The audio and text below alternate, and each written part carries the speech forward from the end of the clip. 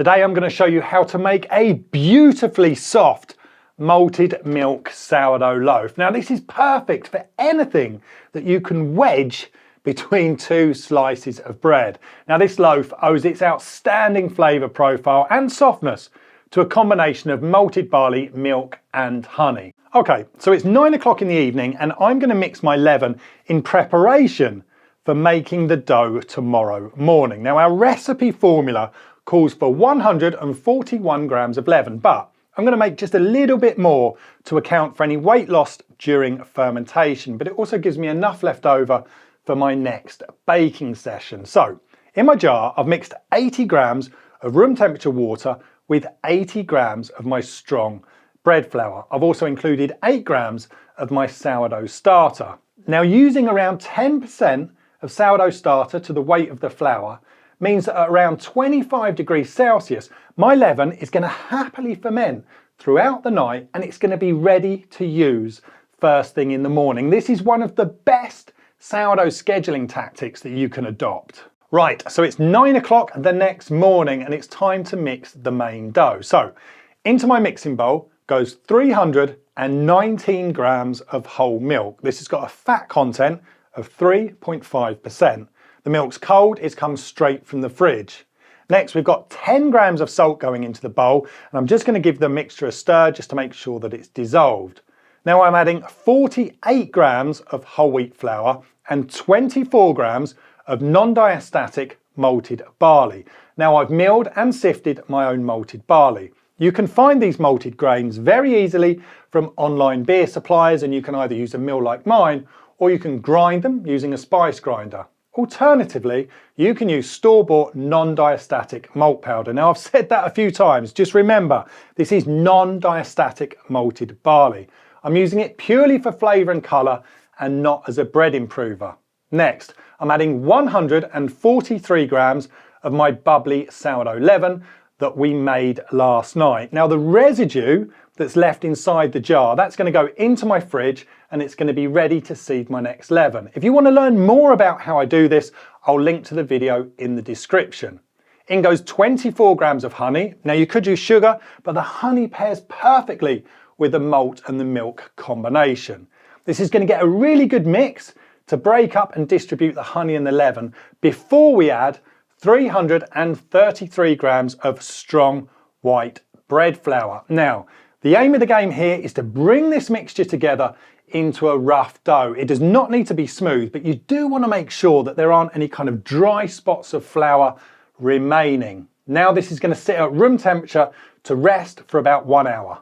Right, so after the rest, we can just flip this dough out onto the bench and you can already get this warm, toasty aroma from that malted barley. We're going to spend about 1 minute making sure this dough is well mixed. Now, the dough is a little bit sticky at this stage, so just be gentle. The more pressure you use, the stickier the mixture will become. And don't panic, the dough is going to become easier to handle as that flour continues to absorb the milk, and of course our dough builds strength. Remember, different flours will have different absorption capabilities. So if you do find your dough is either a touch dry or maybe it's a little bit too wet, just make a note and then tweak the hydration the next time you bake. This is another very good reason to use a recipe calculator because it just makes tweaking formulas an absolute breeze. Right, so now our dough can rest covered again at 25 degrees Celsius. Right, so it's been 2 hours since we mixed the dough and you really can get the smell from that malted barley. It really is amazing. Now at this point, I'm just going to give this dough a very quick stretch. As you can see, the dough properties have changed considerably over the last hour. It's now a lot easier to handle. Now I do like adding this stretching session in so that I can just see how the dough's behaving, but as the dough's being baked in a tin, you could skip this stage. I've actually mixed this exact dough in the evening and then left it overnight to ferment with no stretching whatsoever. And it still produces a wonderful loaf. So if you're busy and you don't have the time, don't lose any sleep over it. Everything's going to be okay. So now this dough is just going to sit covered for the rest of the bulk fermentation.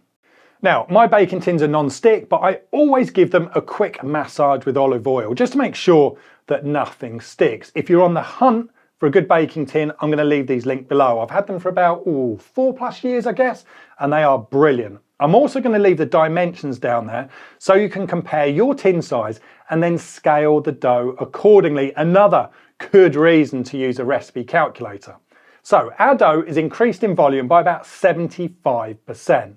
I lightly dust the top with flour and then flip it out onto the bench. After easing the dough out into a circle, I gently press down, which removes a bit of the gas and kind of evens out the dough. I fold the two sides into the center and then I roll it up. I seal the joint, flip the dough over, seal up the two ends, and then I tidy it up using my bench scraper. The dough goes into the tin with the seam facing down, and that's it.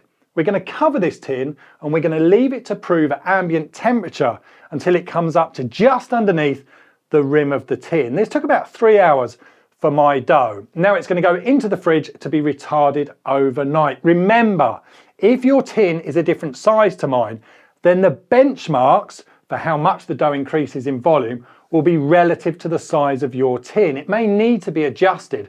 Many people forget this, and that can result in either an underproofed dough or an overproofed dough. Right, so it's 9 o'clock the next morning and I've preheated my oven to 200 degrees Celsius. The oven is set to bake mode. That uses top heat and bottom heat with no fan. I'm going to maintain this temperature throughout the bake. Now, I'm not using a baking stone or a baking steel.